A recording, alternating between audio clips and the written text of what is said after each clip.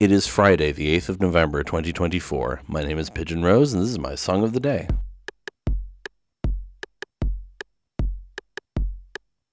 Today, we are once again talking about They Might Be Giants. They might be giants, boy. Today we're talking about the first song on their second album, Lincoln. That song is called Anna Ng. Now, let's have a conversation about this right up front. It's the name Anna, A-N-A, and then the surname Ng, N-G. It's a Cantonese name, and it's pronounced Ng, or Ng. I don't speak Cantonese, so my pronunciation is not perfect, but it's kind of a closed mouth sound like you would make at the end of the word sing or sung, so it's like this Ng sort of nasal noise. The way Chinese people say it, it often comes out sounding like like an M, but it's more of an like a kind of a nasal sound. I bring this up because it is pronounced incorrectly throughout the song, and it pisses me off every time, but pronouncing it correctly would definitely break the flow of the song, so I will be pronouncing it incorrectly when talking about the lyrics, but I wanted to clear up right up front that it annoys me that they pronounced the name wrong. We'll get into that. But anyway, this song, Anna Ng, is how they pronounce it. Americans, am I right? It's the opener for their second album, like I said, and I think it's such a perfect opening song. It's, in my opinion, one of their best. I mean, it's a big fan favorite, so I don't think I'm going to get any flack for saying that. And I don't have much to say about it before we listen. It's just really good. So let's go listen to it now and then come back in a few minutes and talk about it.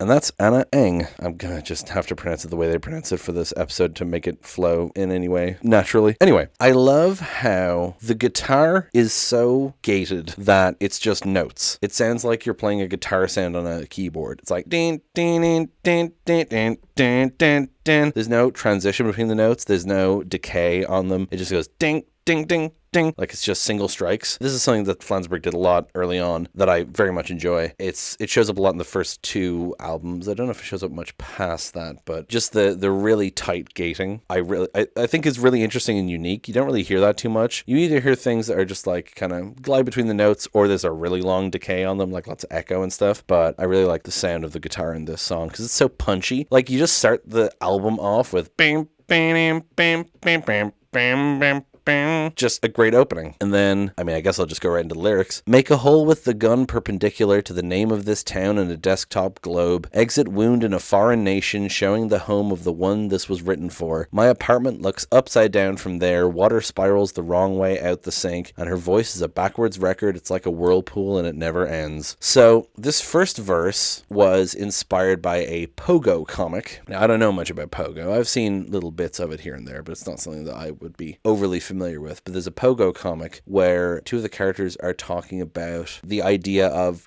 digging straight down and ending up in China. And so one of them shoots a revolver into a globe so that the bullet will come out the other side where if you dug straight down, you would end up, right? And so that's that idea of make a hole with a gun perpendicular to the name of this town in a desktop globe, exit wound in a foreign nation, right? So it's you shoot the globe where you are, and the exit wound is the opposite side of the earth. And then showing the home of the one this was written for. So the implication is that the person this song is about is on the other side of the world. It doesn't have to be literal, of course, and with They Might Be Giants, it rarely is, but it's a very unique way of demonstrating the idea that this person is so far away that if you fired a gun into a globe, they would be on the other side of the world, right? I really like that imagery. It's taken from a Pogo comic, but it's phrased so weirdly because it's the fucking Johns, and it's just a really memorable bit of the song. And then you get my apartment looks upside down from there, water spirals the wrong way out the sink, and her voice is a backwards record. It's like a whirlpool and it never ends. This all just sounds like the idea of things being upside down, like, the whole joke about Australia being upside down. It's a joke you see a lot in cartoons and shit. And the toilet water going the other way around. I love The Simpsons. That's what this makes me think of,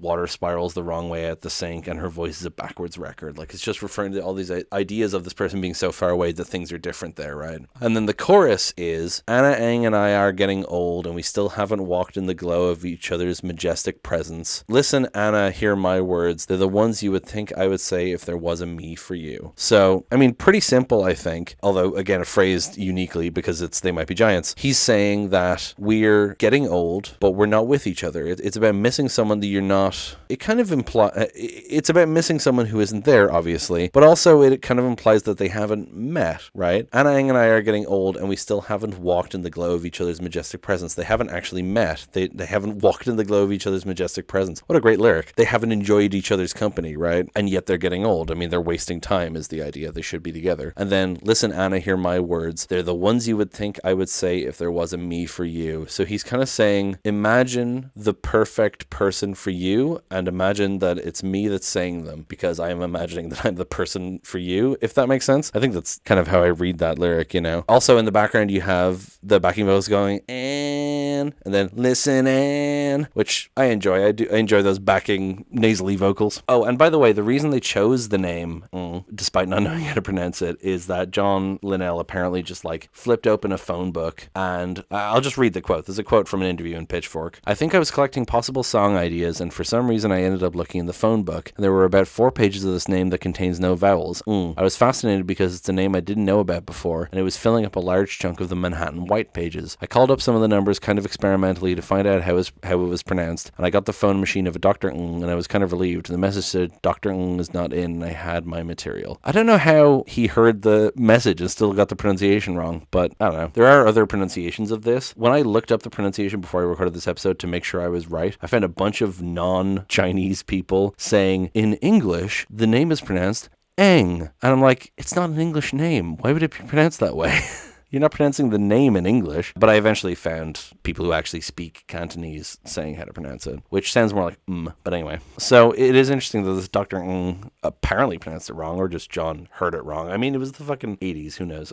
God only knows. Anyway, the second verse, all alone at the 64 World's Fair, 80 dolls yelling small girl after all. Who was at the DuPont Pavilion? Why was the bench still warm? Who had been there? Or the time when the storm tangled up the wire to the horn on the pole at the bus depot, and in back of the edge of hearing, these are the words that the voice was repeating. And then it goes into the chorus again. So, the 64 World's Fair. Where to even begin with this? The World's Fair is this thing that, I mean, I don't know how to describe it. It's just this festival sort of invention and displays. It's a strange thing. A lot of like famous things have come from the World's Fair, like the Eiffel Tower was a World's Fair thing. But the 64 World's Fair was famously in America, in New York, and John Linnell went there as a kid. So it's referring to that, all alone at the 64 World's Fair, 80 dolls yelling small girl after all. So one of the things at the 64 World's Fair was the Disney animatronics singing It's a Small World After All. I imagine you probably know what I'm talking about. It's this Disney attraction, It's a Small World, and they all like, it's a small world after all. But he says small girl after all in this one, which is really interesting. But the implication, I suppose, is that he's thinking about this person too much and he mishears the song, so that small girl after all is how I think about it, you know, because why else would he mishear it, right?